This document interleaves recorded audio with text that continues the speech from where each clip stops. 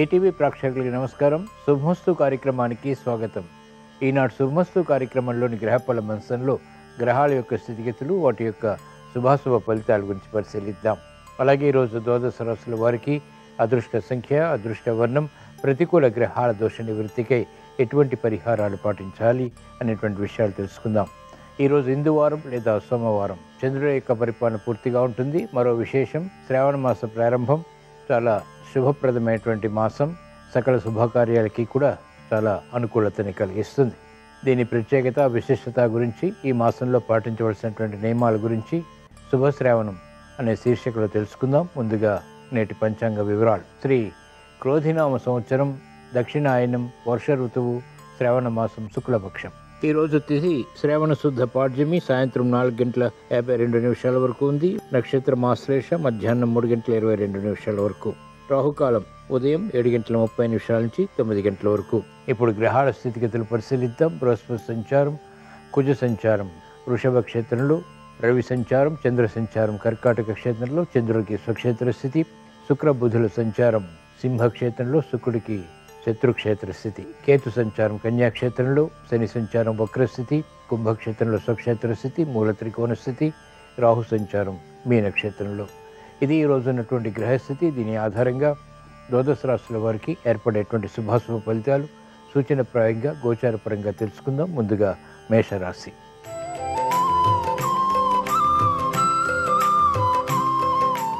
ఈరోజు మేషరాశి వారి ఫలితాన్ని పరిశీలించినట్లయితే ఆధ్యాత్మిక కార్యక్రమాల్లో పాల్గొంటారు. చేపట్టినటువంటి కార్యక్రమాలు వేగవంతంగా కలిసి వస్తాయి. నూతన ఉత్సాహంతో కూడినటువంటి ప్రక్రియలు వ్యాపారపరంగా కూడా లాభిస్తాయి. మెరుగైనటువంటి అవకాశాలు వృత్తి, వ్యాపార, ఉద్యోగ సంబంధిత కార్యకలాపాల్లో కొనసాగుతాయి.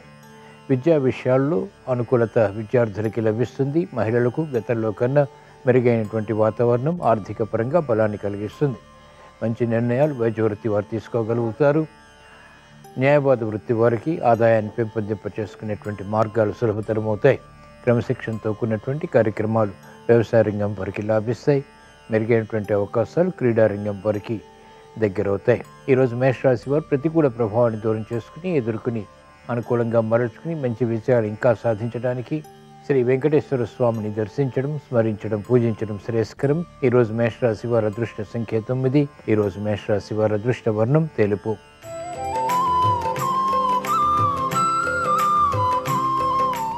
ఈరోజు వృషభ రాశి వారి ఫలితాన్ని పరిశీలించినట్లయితే సంబంధ బాంధవ్యాలు మెరుగవుతాయి. మంచి అవకాశాలు చివరి నిమిషంలో ప్రతికూలతని కలిగించినప్పటికీ పునః ప్రయత్నాల ద్వారా వాటిపై విజయాలు సాధించగలుగుతారు. మనోధైర్యం పెరుగుతుంది. ఉద్యోగ ప్రయత్నాలు ఫలిస్తాయి. ఆశాజనకమైనటువంటి వాతావరణం వృత్తి, వ్యాపార, ఉద్యోగ సంబంధిత కార్యక్రమాల్లో పట్టుదలతో కూడినటువంటి నిర్వహణ ద్వారా కొనసాగించగలుగుతారు. అభివృద్ధి ఆర్థికంగా మెల్లమెల్లగా ప్రారంభమవుతుంది. మహిళలకు ఆరోగ్య విషయంలో చిరు సమస్యలు ఉన్నప్పటికీ, ఆర్థిక విషయాలు వేధించినప్పటికీ మెరుగైనటువంటి అవకాశాలు కూడా సమాంతరంగా పొందగలుగుతారు. విద్యార్థులకి క్రమశిక్షణ తప్పనిసరి, గట్టి కృషి తప్పనిసరి. ఈరోజు వృషభ రాశి వారు ప్రతికూల ప్రభావాన్ని దూరం చేసుకుని, ఎదుర్కొని, అనుకూలంగా మరల్చుకుని మంచి విజయాలు ఇంకా సాధించడానికి శ్రీ మహాలక్ష్మీదేవిని దర్శించడం, స్మరించడం, పూజించడం శ్రేయస్కరం. ఈరోజు వృషభ రాశి వారి అదృష్ట సంఖ్య 6. ఈరోజు వృషభ రాశి వారి అదృష్ట వర్ణం తెలుపు.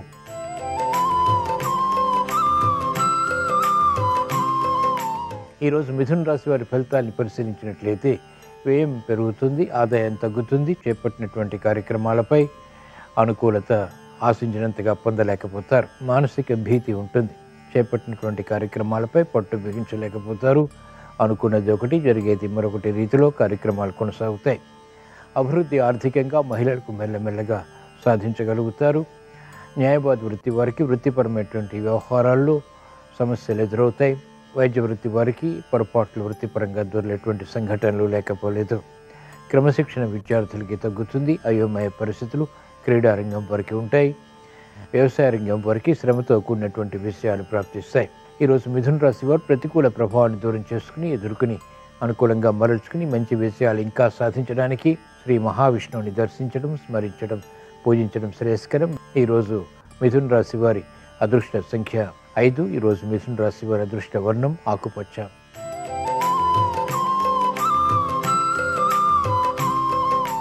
ఈరోజు కర్కాటక రాశి వారి ఫలితాన్ని పరిశీలించినట్లయితే మెరుగైనటువంటి కార్యక్రమ నిర్వహణ క్రమక్రమంగా ప్రారంభించగలుగుతారు. శ్రమ ఉన్నప్పటికీ, అవరోధాలు ఉన్నప్పటికీ ఎదుర్కొని అంతిమంగా విజయాలకే చేసేటువంటి ప్రయత్నాలు సంతృప్తిని కలిగిస్తాయి. ఆదాయంలో మంచి మార్పులు చేకూరుతాయి. ఆకస్మిక ధైర్యంతో కూడినటువంటి నిర్ణయాల ద్వారా కూడా అనుకూలత పొందగలుగుతారు. అభివృద్ధి గృహపరంగా కొనసాగుతుంది. వృత్తి, వ్యాపార, ఉద్యోగ సంబంధిత కార్యక్రమాల్లో ఆటంకాలతో కూడినటువంటి విజయాలు పొందగలుగుతారు. మహిళలకు ఆరోగ్య విషయంలో జాగ్రత్తలు పాటించాలి. ఆర్థిక ఒత్తిళ్లు వ్యాపార రంగం వారికి ఉన్నప్పటికీ నెగ్గుకు రాగలుగుతారు. ప్రతికూల ప్రభావం న్యాయవాద వృత్తి వారికి క్రమక్రమంగా పెరుగుతుంది. వైద్య వృత్తి వారికి లాభదాయకమైనటువంటి కార్యకలాపాలు వృత్తిపరంగా పొందగలుగుతారు. ఈరోజు కర్కాటక రాశి వారు ప్రతికూల ప్రభావాన్ని దూరం చేసుకుని ఎదుర్కొని అనుకూలంగా మరల్చుకుని మంచి విషయాలు ఇంకా సాధించడానికి మహాకాళి అమ్మవారిని దర్శించడం, స్మరించడం, పూజించడం శ్రేయస్కరం. ఈరోజు కర్కాటక రాశి వారి అదృష్ట సంఖ్య 2. ఈరోజు కర్కాటక రాశి వారి అదృష్ట వర్ణం తెలుపు.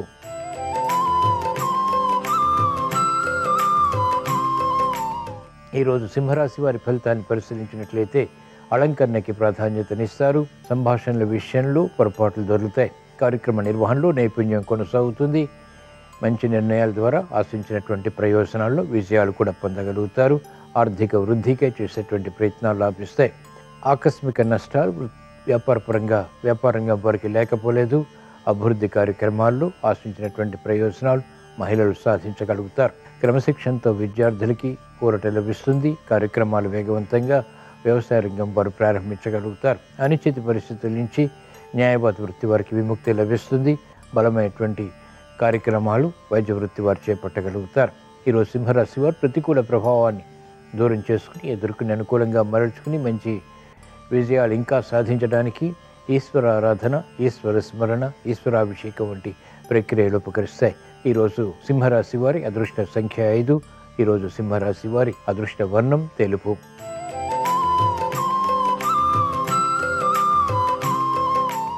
ఈరోజు కన్యారాశి వారి ఫలితాన్ని పరిశీలించినట్లయితే విదేశీ ప్రయాణాలు ఉపకరిస్తాయి. విదేశీ సంభాషణలు లాభిస్తాయి. నూతన ఉత్సాహంతో కూడినటువంటి కార్యక్రమాలు వేగవంతంగా ప్రారంభించగలుగుతారు. ఉద్యోగ ప్రయత్నాలు ఫలిస్తాయి. ఉద్యోగంలో ఎదుగుదలకే చేసేటువంటి కార్యకలాపాలు కూడా అనుకూలతను పెంచుతాయి. సంతోష వార్తలు వింటారు. మహిళలకు అత్యంత అనుకూల కాలం. ఆర్థిక రక్షణ, ఆరోగ్య రక్షణ ఆనందానికి దారితీస్తాయి. పిల్లల విషయంలో అనుకూల వార్తలు, శుభప్రదమైనటువంటి వార్తలు ఆనందానికి దారితీస్తాయి. క్రమశిక్షణతో విద్యార్థులకి అనుకూలత కొనసాగుతుంది. చేపట్టినటువంటి కార్యక్రమాలు న్యాయవాద వృత్తి వారికి ఆదాయపరంగా లాభిస్తాయి. మంచి నిర్ణయాలు వైద్య వృత్తి వారికి స్ఫూర్తిని కలిగిస్తాయి. ఈరోజు కన్యారాశి వారు ప్రతికూల ప్రభావాన్ని దూరం చేసుకుని ఎదుర్కొని అనుకూలంగా మరల్చుకుని మంచి విజయాలు ఇంకా సాధించడానికి శ్రీ లక్ష్మీ గణపతిని దర్శించడం, స్మరించడం, పూజించడం శ్రేయస్కరం. ఈరోజు కన్యారాశి వారి అదృష్ట సంఖ్య 5. ఈరోజు కన్యారాశి వారి అదృష్ట వర్ణం ఆకుపచ్చ.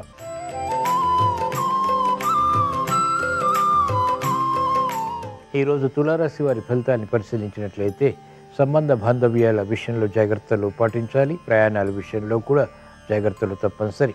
కార్యక్రమాల్లో వేగం తగ్గుతుంది. త్వరితగతి నిర్ణయాలు తీసుకోలేకపోతారు. మందత్వం పెరుగుతుంది. చేపట్టినటువంటి కార్యక్రమాలు విముఖతకు దారితీస్తాయి. బాధ్యతలు మహిళలకు పెరుగుతాయి. ఒంటరితనం పెరుగుతుంది. ఆలోచించి నిర్ణయాలు తీసుకుని తద్వారా మాత్రమే విజయాలు వ్యాపార రంగం వారు పొందగలుగుతారు. క్రమశిక్షణ విద్యార్థులకి తగ్గుతుంది.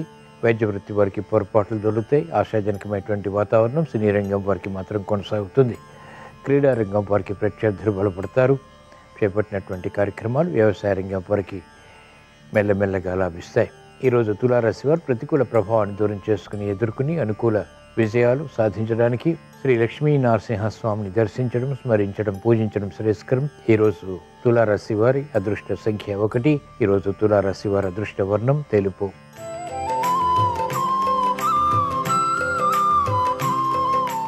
ఈరోజు వృశ్చిక రాశి వారి ఫలితాన్ని పరిశీలించినట్లయితే సంబంధ బాంధవ్యాలు మెరుగవుతాయి. ఆలోచన సంపత్తి పెరుగుతుంది. బలమైన మిత్రుల ద్వారా లబ్ధి చేకూరుతుంది. గతంలో కన్నా మెరుగైనటువంటి వాతావరణం ఆర్థికంగా, వృత్తిపరంగా, వ్యాపారపరంగా, ఉద్యోగపరంగా కలిసి వస్తుంది. కార్యక్రమాలు వేగవంతంగా వ్యాపార రంగం వారు ప్రారంభించగలుగుతారు. వ్యాపార విస్తరణలు, వ్యాపార ఒప్పందాలు వంటివి ఆర్థిక పరంగా అనుకూలతని పెంచుతాయి.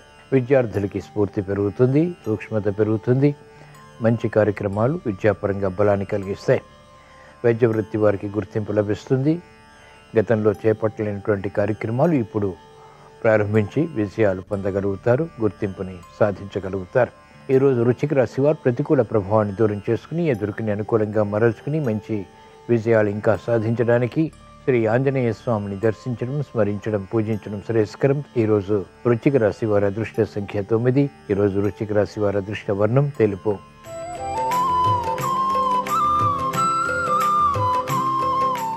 ఈరోజు ధనుస్సు రాశి వారి ఫలితాలు పరిశీలించినట్లయితే కోర్టు సంబంధిత వ్యవహారాల్లో జాగ్రత్తలు పాటించాలి.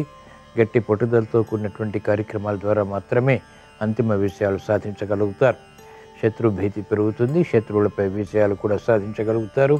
కార్యక్రమాల్లో వేగం తగ్గినప్పటికీ అనుకూల పరిస్థితులు ఆర్థికంగా బలపడతాయి. వ్యాపార రంగం వారికి సానుకూల వార్తలు వృత్తిపరంగా బలాన్ని కలిగిస్తాయి. మెరుగైనటువంటి అవకాశాలు సినీ రంగం వారికి లాభిస్తాయి. పట్టుదలతో కార్యక్రమాలు ప్రారంభించి అంతిమ విజయాలు క్రీడారంగం వారు సాధించగలుగుతారు. స్థిరాస్తి రంగం వారికి అనుకూలం. ఆశించినటువంటి ప్రయోజనకర కార్యక్రమ నిర్వహణ వైద్య వృత్తి వారు పూర్తి చేయగలుగుతారు. ఈరోజు ధనుస్సు రాశి వారు ప్రతికూల ప్రభావాన్ని దూరం చేసుకుని ఎదుర్కొని అనుకూలంగా మరల్చుకుని మంచి విజయాలు ఇంకా సాధించడానికి శ్రీ మహావిష్ణువుని దర్శించడం, స్మరించడం, పూజించడం శ్రేయస్కరం. ఈరోజు ధనుస్సు రాశి వారి అదృష్ట సంఖ్య 1. ఈరోజు ధనుస్సు రాశి వారి అదృష్ట వర్ణం ఎరుపు.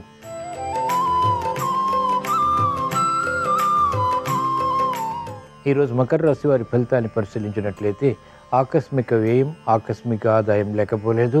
ఆరోగ్య విషయంలో చిరు సమస్యలు కొనసాగుతాయి. ఆలోచన సంపత్తి పెరుగుతుంది. చేపట్టినటువంటి కార్యక్రమాలపై తర్జన భర్జనలు ఉన్నప్పటికీ నిర్ణయాలు త్వరితగతిని స్థిరంగా తీసుకోగలుగుతారు. గతంలో కన్నా మెరుగైనటువంటి వాతావరణం ఆర్థికంగా కలిసి వస్తుంది. విద్యార్థులకి సూక్ష్మత పెరుగుతుంది. మహిళలకు గతంలో కన్నా మెరుగైనటువంటి వాతావరణం గృహపరంగా బలాన్ని కలిగిస్తుంది. పిల్లల విషయంలో అభివృద్ధి ఆనందానికి దారితీస్తుంది. వ్యాపార రంగం వారికి అనుకూల పరిస్థితులు ఆర్థికంగా బలాన్ని కలిగిస్తాయి. మంచి అవకాశాలు న్యాయవాద వృత్తి వారికి కూడా లభిస్తాయి. వ్యయం ఉన్నప్పటికీ ఆదాయం కూడా సమాంతరంగా పెంపొందింప చేసుకునేటువంటి అవకాశాలు సద్వినియోగపరచుకోగలుగుతారు. ఈరోజు మకర రాశి వారు ప్రతికూల ప్రభావాన్ని దూరం చేసుకుని ఎదుర్కొని అనుకూలంగా మరల్చుకుని మంచి నిర్ణయాలు, మంచి విజయాలు పొందటానికి ఈశ్వరారాధన, ఈశ్వర స్మరణ, ఈశ్వరాభిషేకం వంటి ప్రక్రియలో ఉపకరిస్తాయి. ఈరోజు మకర రాశి వారి అదృష్ట సంఖ్య 5. ఈరోజు మకర రాశి వారి అదృష్ట వర్ణం తెలుపు.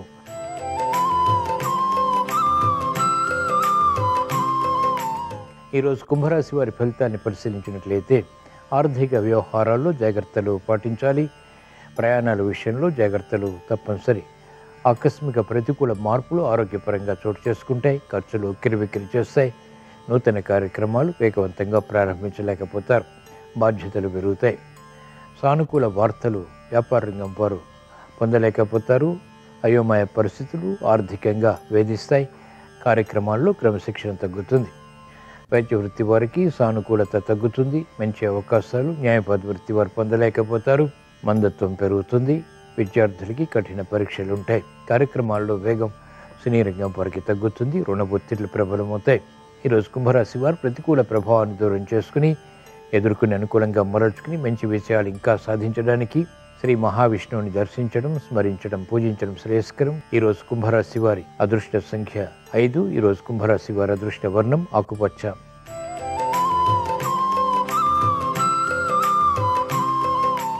ఈరోజు మీన రాశి వారి ఫలితాన్ని పరిశీలించినట్లయితే ఆర్థిక వ్యవహారాల్లో అలజడి ఉన్నప్పటికీ నెగ్గుకు రాగలుగుతారు. ఆగిపోయినటువంటి కార్యక్రమాలు పునఃప్రారంభించగలుగుతారు. చేపట్టినటువంటి కార్యక్రమాల్లో ప్రోత్సాహం కొనసాగుతుంది. ఉద్యోగ వ్యవహారాల్లో గందరగోళ పరిస్థితులు ఉంటాయి. స్థిరత్వం తగ్గుతుంది. చాంచల్యంతో కూడినటువంటి నిర్ణయాల ద్వారా కార్యక్రమాలు ప్రారంభించి సంశయాత్మకంగా పూర్తి చేసి అంతిమ విజయాలు పొందగలుగుతారు. కార్యక్రమాల్లో వేగం సినీ రంగం వారికి తగ్గుతుంది. ఆవేశపూరిత నిర్ణయాలు న్యాయవాద వృత్తి వారికి పనికిరావు.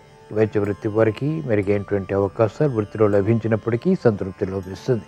ఈరోజు మీన రాశి వారు ప్రతికూల ప్రభావాన్ని దూరం చేసుకుని ఎదుర్కొని అనుకూలంగా మరల్చుకుని మంచి విజయాలు ఇంకా సాధించడానికి శ్రీ మహాలక్ష్మీ దేవిని దర్శించడం, స్మరించడం, పూజించడం శ్రేయస్కరం. ఈరోజు మీన రాశి వారి అదృష్ట సంఖ్య 3. ఈరోజు మీన రాశి వారి అదృష్ట వర్ణం పసుపు.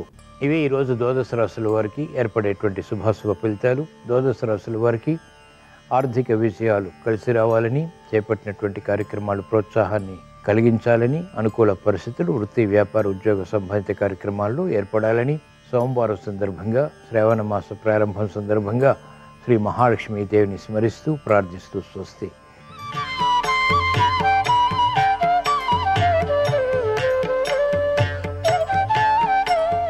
శ్రీ మహావిష్ణువు జన్మ నక్షత్రం శ్రవణ నక్షత్రం, విష్ణుమూర్తి జన్మ నక్షత్రం శ్రవణ నక్షత్రం కాబట్టి పౌర్ణమి రోజు శ్రవణ నక్షత్రం ఉన్న శ్రావణ మాసం అంటే లక్ష్మీదేవికి ఎంతో ప్రీతిపాత్రం. కాబట్టి శ్రావణ మాసంలో లక్ష్మీ పూజ చేయడం ద్వారా లక్ష్మీ కటాక్షం తొందరగా కలుగుతుంది. అలాగే శ్రావణ మాసంలో శుక్లపక్షంలో వచ్చే చతుర్థి తిథిని నాగ చతుర్థి అనే పేరుతో పిలుస్తారు.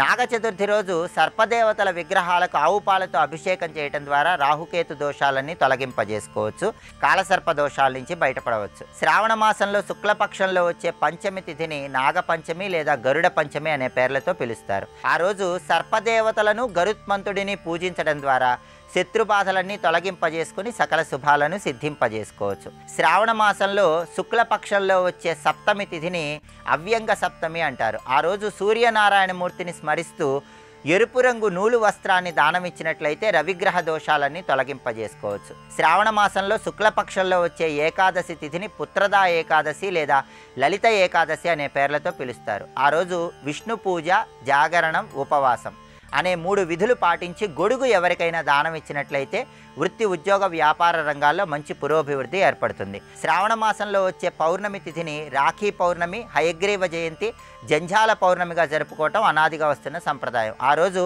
హయగ్రీవుడిని తెల్లటి పుష్పాలతో పూజించడం ద్వారా, శనగపప్పు పాయసం నివేదన చేయడం ద్వారా సమస్త శుభాలను సిద్ధింపజేసుకోవచ్చు.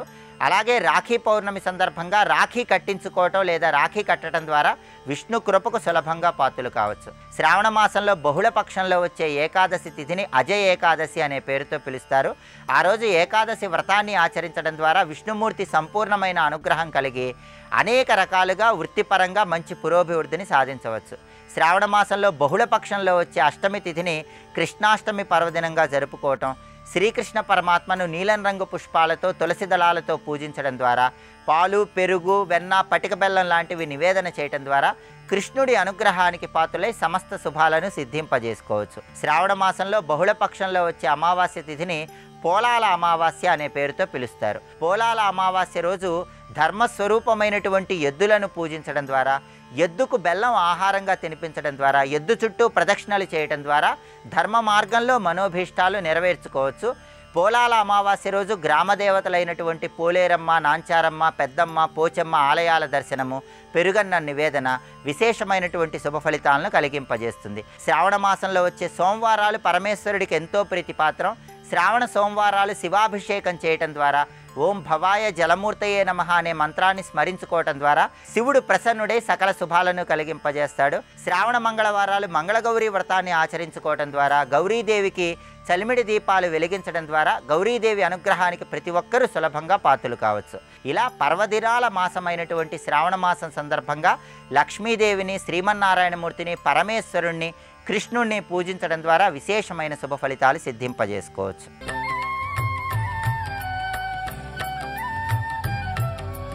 నమస్తేస్తు మహామాయే శ్రీపీఠే సురపూజితే శంఖచక్ర గదాహస్తే మహాలక్ష్మీ నమోస్తుతే.